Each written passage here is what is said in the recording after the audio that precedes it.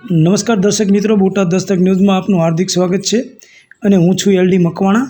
આપ જોઈ રહ્યા છો બોટાદ દસ્તક ન્યૂઝ। હવે પછીના સમાચાર વિગતવાર। દીક્ષા મહોત્સવની ભવ્ય ઉજવણી।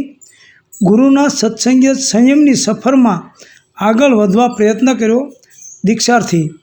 પાળિયાદમાં હજારો ભાવિકોના જય નાદે દીક્ષા મહોત્સવની ભવ્ય ઉજવણી।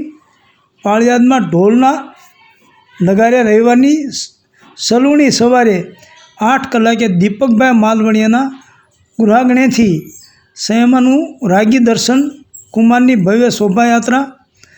નાસિક ઢોલના નાદે વિશાળ ડોમમાં 9:45 કલાકે પ્રવેશતા દીક્ષાર્થી અમર રહો દીક્ષાર્થીનો જય જયકારનો જયનાદ આકાશને આંબા લાગ્યો હતો। દીક્ષાર્થી દર્શન કુમારે વૈરાગી અવસ્થાના આખરી પ્રવચનમાં જણાવેલ કે ગુરુના સત્સંગીય સંયમની સફરમાં આગળ વધવા પ્રયત્ન કર્યો અને પરિવાર સહભાગી બન્યો તે મારું સૌભાગ્ય છે। ક્ષમા માગતા સૌની આંખો અશ્રુભીની હતી।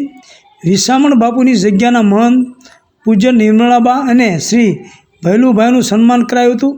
દીક્ષા વિધિ પૂર્વે બોટાદ સંપ્રદાયમાં પ્રથમવાર પૂજ્ય જયેશચંદ્રજી મહાશાને ઉપાધ્યાય પદની ઘોષણા ચતુર્વિધ સિંહ સંઘ મધ્ય પૂર્વ શ્રી ધીર ગુરુદેવ ગચ્છાધિપતિની અનુજ્ઞાથી કરતા જય જયકાર વર્તાયો હતો। વેશ પરિવર્તન બાદ તે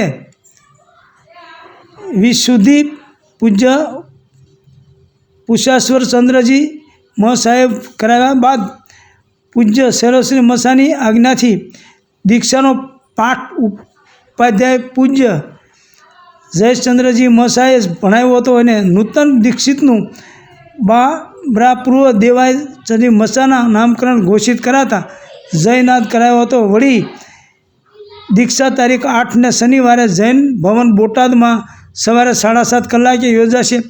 આ પ્રસંગે અમેરિકા, કલકત્તા, પૂના, સુરત, મુંબઈ, બરોડા, અમદાવાદ, બોટાદ, ઢસા, ગઢડા, જામનગર, રાણપુર, લાઠી, રાજકોટ, ભરૂચ સહિત 3000થી વધુ ભાવિકોએ દીક્ષા પ્રસંગ માણ્યો હતો। સૌજન્ય દિવ્ય ભાસ્કર, બોટાદ દસ્તક ન્યૂઝ, એલડી મકવાણા, બોટાદ।